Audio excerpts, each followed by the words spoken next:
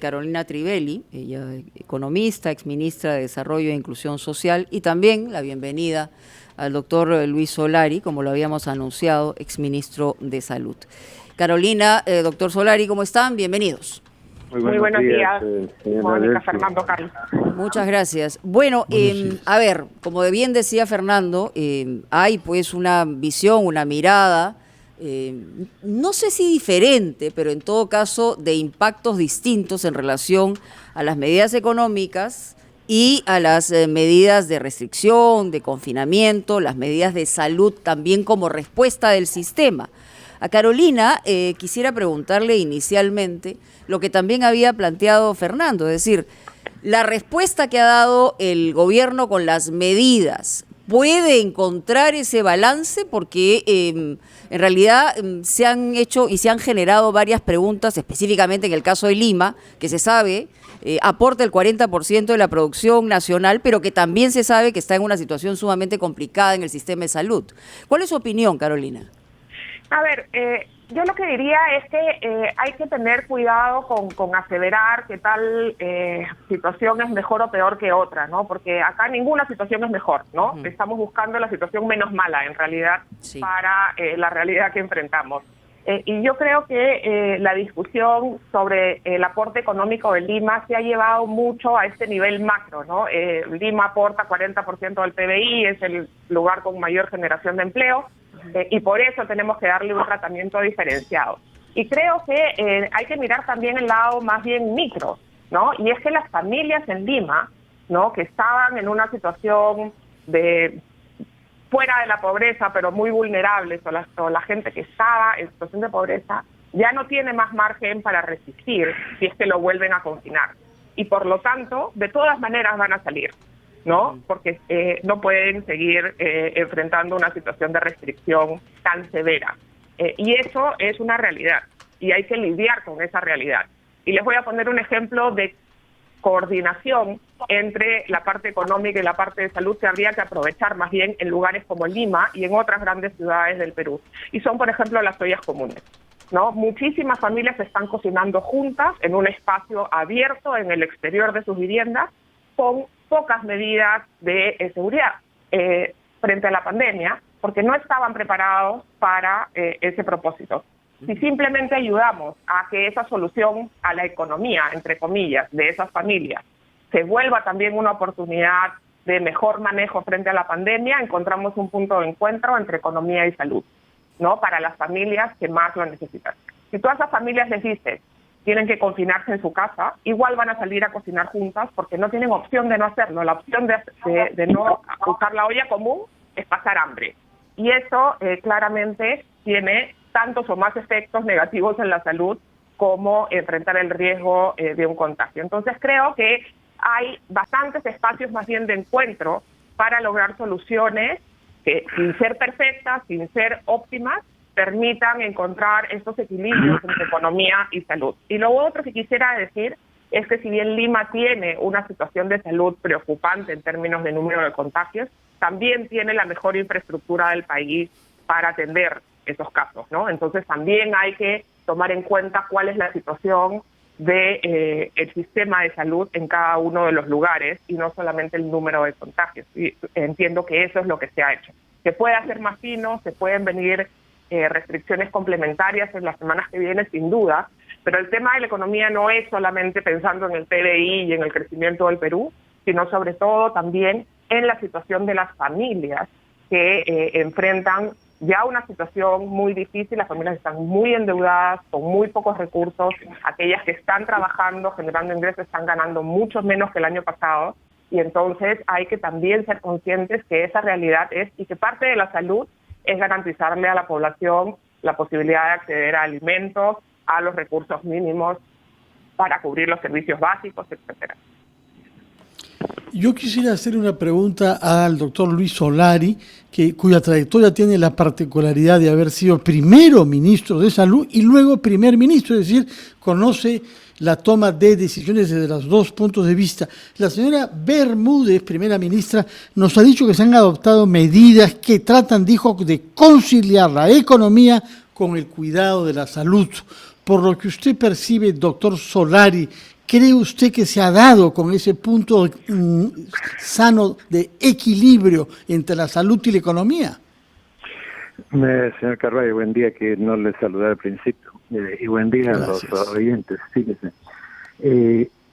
Para resolver cualquier problema, independientemente de qué ministerio está uno, o en qué lugar está, o a qué se dedica, debemos tener muchísimo cuidado de no caer en la solución de las consecuencias. ¿Sí? Para resolver las consecuencias, si bien es cierto hay que atender las consecuencias o los síntomas, yo tengo que resolver las causas.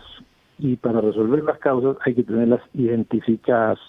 Y en este momento me parece que estamos en un debate nacional en el que no estamos tocando las causas. Mire, rapidito nomás, para controlar cualquier pandemia en cualquier parte del mundo necesita pruebas, necesita aislamiento, necesita seguimiento por celulares, necesita tratamientos, necesita protección del personal de salud, las conductas personales y la vacuna. ¿Por qué países sin vacuna no han tenido casos durante 5 meses y nosotros sí? Significa que algo no estamos haciendo bien. Entonces, para resolver lo que hoy día está sucediendo, ¿no es cierto?, nosotros necesitamos revisar de esos 6 puntos cuáles hemos hecho mal, cuáles no hemos hecho y corregirlos ya. Eso se puede hacer con las mismas personas en el ministerio o se puede hacer con otras personas. Pero hay un punto adicional. Desde el día 14 de agosto, nosotros llegamos al máximo de personas en cuidado intensivo, que eran 1.553 casos, pero solamente representaban el 11% de todos los hospitalizados. El día 16 de diciembre, o sea, entre el 14 de agosto y el 16 de diciembre, pasamos a tener 28%, o sea, de cada 100 hospitalizados, 28 estaban en cuidado intensivo, y este crecimiento que estaba progresivo desde agosto no fue percibido, ni identificado, ni diagnosticado por el Ministerio de Salud. Y en esa situación se aumentaron los aforos a los centros comerciales, se aumentaron los pasajeros de pie, se aumentaron los pasajeros en los taxis, se abrieron los viajes a Europa, que vergonzosamente tuvieron que ser retirados inmediatamente, hubieron las marchas, que está claramente identificada en el Hospital Sabogal, como los que salieron a marchar contaminaron a sus familiares. Entonces, en la situación actual, la pregunta es, si yo sé estas 6 medidas, 6 partes de la estrategia sin contar las vacunas, y veo que el gobierno sale y actúa solo en una, significa que es pues aumentar los toques de queda, aumentar las restricciones, pero no retrocede las que han desencadenado el brote, significa que van a tener que ir a otras medidas, si son en el mismo corte, no, ahora vamos a hacer toque de queda total, que van a tratar de resolver la consecuencia sin resolver la causa. Esto es fundamental pues en el manejo de crisis. Entonces, por ejemplo, y esto no tiene que ver con la economía, porque la situación actual está demostrando, así como usted para ir de Lima a Puente Piedra tiene que pasar por Los Olivos, Caraballo, Coma, esto es igual. Si yo quiero salvar mis elecciones, políticamente hablando, si quiero salvar la economía, económicamente hablando, en este momento tengo que poner adelante a Los Olivos, o sea, tengo que poner adelante el tema de la salud. Si yo en este momento no corto lo que está sucediendo en Lima, actuando sobre las causas y las consecuencias a la vez, y no como se está haciendo, solo sobre las consecuencias, el impacto en la economía y en las elecciones será inevitable. Mire, no digo sería, ¿no? Será, porque se ve que no se están resolviendo causas y consecuencias al mismo tiempo. Le pedimos por favor a nuestros invitados un momento, vamos a ir a una pausa aquí en Ampliación de Noticias y regresamos con más preguntas. Volvemos. Seguimos en Ampliación de Noticias, 8:18 de la mañana, estamos conversando con Carolina Trivelli, economista, exministra de Desarrollo e Inclusión Social, y con el doctor Luis Solari, exministro de Salud. El balance entre salud y economía, cómo desarrollarlo, cómo fortalecerlo en el tema de la pandemia. Yo tengo una pregunta para la señora Trivelli. Buenos días. Con relación a la fortaleza económica de nuestro país y básicamente proyectándonos a este año 2021, la recuperación tras esta etapa de pandemia, mucho se ha hablado acerca justamente de la fortaleza de la economía peruana. Lo destacó también ayer en CADE el jefe el presidente del BCR. Pero esta situación de segunda ola, ¿qué tanto puede afectar, a su criterio, los coeficientes que se han manejado para el crecimiento económico del 2021?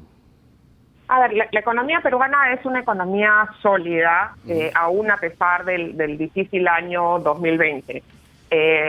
Los dos mayores riesgos probablemente que enfrenta la economía peruana en este año, en su proceso de recuperación económica, son, por supuesto, las características de esta segunda ola y los riesgos políticos, llamémoslo así, las medidas populistas que se puedan generar.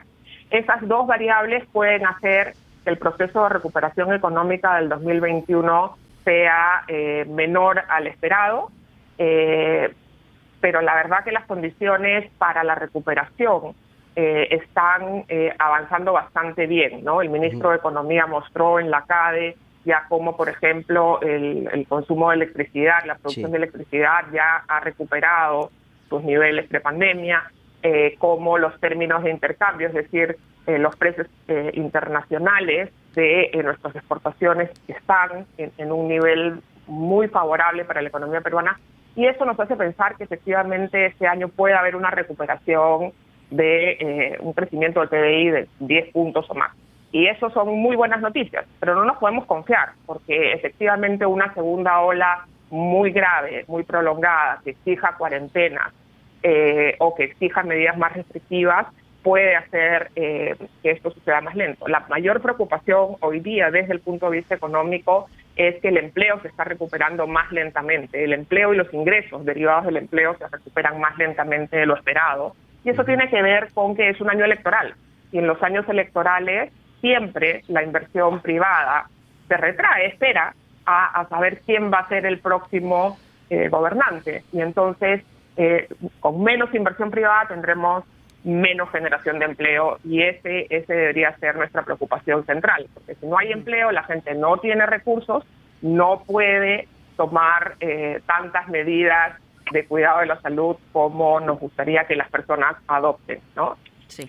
Doctor Solari, usted acaba de señalarnos que no ha habido una solución, no se ha ido directamente en estas nuevas medidas a resolver las causas y se ha perdido el tiempo en el momento que descendió el impacto del coronavirus en esta llamada primera ola. Hay un debate sobre si siguió la primera ola y ahora, obviamente, con las variantes, el impacto de la segunda ola está ganando una velocidad impresionante. Entonces, en el caso de lo que ha respondido el gobierno, el caso específico, cuando habla de pruebas, aislamiento, seguimiento, tratamiento, protección y finalmente la vacuna, que es lo que usted nos ha señalado, ¿qué es lo que no se ha hecho? Porque la ministra Macetti ayer se disgustó cuando alguien le preguntó o le afirmó que efectivamente no habían camas UCI, y ella decía que sí había camas UCI y que estaban respondiendo en la medida de la necesidad. Pero en términos concretos, para que la gente lo entienda, o sea, ¿qué es lo que no hicimos en meses donde podía ser una reacción mucho más tranquila que la que hoy estamos respondiendo? Porque estamos correteando, o sea, el virus está mucho más adelante que nosotros. Efectivamente, y hay que señalar que las cifras económicas que estupendamente ha señalado la señora Trivelli son cifras proyectadas sobre las cifras construidas en el momento que el virus estuvo atenuado, ¿no? Por si acaso, eso significa que en realidad las verdaderas cifras con este nuevo crecimiento de la pandemia nadie las ha podido calcular todavía. ¿Qué cosa hemos...? Fíjate, todos sabemos la receta para hacer un bizcocho, pero resulta que ahí tengo los ingredientes y yo, como no tengo que hacer la receta, agarro y simplemente bato los huevos. Sí. En vez de bizcochos, me va a salir tortilla. Entonces, al día siguiente ya me conseguí la receta, entonces yo voy a poner en el orden adecuado, ¿no? El azúcar, la harina, los huevos, la leche, etcétera, y me va a salir un bizcocho. Entonces, hay que corregir lo que se ha hecho mal y hacer lo que no se ha hecho. ¿Qué se ha hecho mal? Utilizar unas pruebas que tenían 34% de error para diagnosticar a una persona que está con la enfermedad en ese momento. Segundo, no hemos hecho seguimiento por celulares a pesar que nos ofrecieron en marzo la aplicación gratuita y sin costo, y trasladar de la PCM el seguimiento de los pacientes al Ministerio de Salud, donde debe estar, en el Centro de Control de Enfermedades. Tercero, nadie ha vigilado los aislamientos y nadie ha vigilado las cuarentenas porque no hay el sistema de vigilancia por celulares, sino un sistema de llamadas que no le permite identificar a los contactos desconocidos. Cuando el contagiado sube al micro o sube al bus, o él sano sube a un bus donde hay contagiados, eso no se ha hecho en el Perú en todo este tiempo.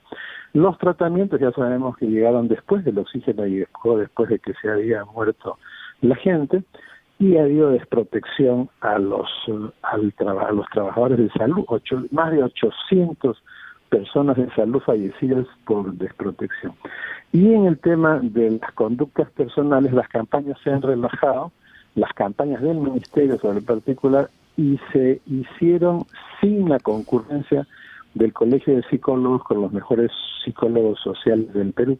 Eso durante el tiempo que se ha atenuado el virus no se ha corregido y no se ha comenzado a hacer, sino que sobre el crecimiento que teníamos de gente en cuidado intensivo se han dado medidas mirando las cifras como que todo caía, pero no se dieron cuenta que subía el porcentaje en cuidado intensivo, o sea que por abajo soterradamente iba creciendo el tema.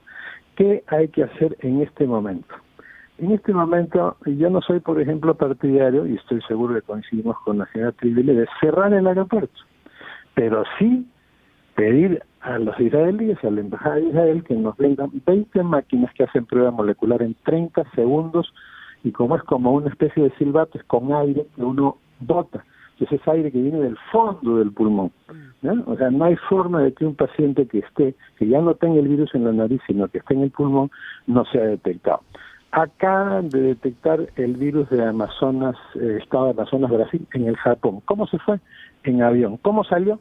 No lo controlaron antes de salir a los pasajeros, y en Japón sí los controlaron, los detectaron, pero el daño está hecho. ¿Por dónde entraron los 8 pasajeros contagiados que ha detectado el MINSA en el Ministerio de Salud? Se contagiaron, vinieron ya contagiados en el avión. Okay. ¿Qué cosa hizo Tailandia?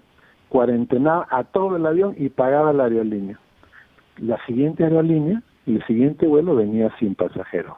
Entonces yo tengo que aumentar la detección con esa prueba de 30 segundos en el aeropuerto, que puede estar aquí en menos de una semana si se toma la decisión. 2, ejemplo, hoy están entrando venezolanos contaminados. Bueno, tiene que mandar un montón de pruebas de antígeno que detectan al contagiado en 15 minutos a la frontera norte y simplemente cuarentenar a los que están positivos. Simplemente esa noticia tiene 72 horas y no ha pasado nada para detener ese ingreso. Tercero, retroceder todas las medidas que han hecho que empeore el brote. No puedo retroceder lo de las marchas, pero sí puedo retroceder los aforos, puedo retroceder los pasajeros de pie, puedo retroceder el aumento de gente en los taxis, y obviamente no obligar a las personas a que el fin de semana tomen un taxi. Si yo prohíbo que la gente salga con su carro y tengo que hacer algo, voy a tomarme un servicio público y voy a aumentar el riesgo. Entonces hay cuestiones que se pueden hacer. ¿Cuál sería la más importante? La más importante, como le digo, es corregir lo que se ha hecho mal, hacer lo que no se ha hecho, que es lo del celular, y poner en activación el cuarto de guerra del INDECI, el Centro de Operaciones de Emergencia Nacional. Tiene un cuarto donde están todos los sectores ahí presentes que le permite tomar decisiones al momento. Si usted está separado en los ministerios, usted necesita un avión para mandar pruebas antigénicas a Tumbes en 24 horas. ¿Cuánto se demora el trámite si no se hace ahí adentro, ¿no? Donde están el representante de defensa? Sí se pueden tomar decisiones muy rápidas y bloquear el crecimiento del virus en el origen, las causas, y obviamente tiene que atender las consecuencias. Lo de cuidado intensivo es en este momento la única solución, es rearmar las unidades modulares que se habían desarmado. Se desarmaron porque se bajaban los hospitalizados pero subía la gente en cuidado intensivo y nadie se percató de eso. Entonces el presidente tiene que tomar las riendas del asunto, no encargarlo a ningún sector, ni siquiera al Ministerio de Salud, Sí. porque al final El tiempo él nos es el aprieta. responsable de proteger la economía y las elecciones. Sí, Fernando. Muchas gracias, doctor Solari, por esa explicación. Es toda una visión de lo que se debe hacer para la gestión de la pandemia. Yo quisiera regresar al tema económico, formulando una pregunta a Carolina Trivelli. El problema en el Perú es que estamos ante una población mayoritariamente informal. No se puede gestionar de la misma manera que en otros países. Entonces, la solución que se halló es repartir bonos. Y ya vimos que eso produjo colas y también trajo consecuencias negativas en el plano de la salud. ¿Qué le parece a usted que se puede hacer para mejorar o minimizar el impacto de las restricciones sobre la población informal que de todas maneras tiene que salir de sus casas para ganarse la vida de una manera u otra? Efectivamente, Fernando, la informalidad de nuestra economía, que ha sido muchas veces señalada como una tabla de salvación para las familias más vulnerables, y es cierto, eso es lo que les permite sobrevivir, nos pone una dificultad mucho mayor que a otros países para enfrentar los temas de salud. Yo creo que hay aquí varias cosas que se pueden hacer y entiendo que... Vamos a apelar a su capacidad de resumen, Sí, porque estamos ya en el tiempo fuera de... Ese equipo que se ha formado de sectores económicos y sectores sociales de los ministerios debería estar enfrentando estas cosas. Por ejemplo, trabajo en los mercados, ¿no? Hemos abandonado una cosa que se hizo a inicios de la pandemia. Ahí es un foco de contagio. Hay que mejorar la operatividad y los sistemas sanitarios de los propios mercados, de los centros donde esa informalidad se concentra, porque se va a seguir concentrando ahí o en otro mercado igual.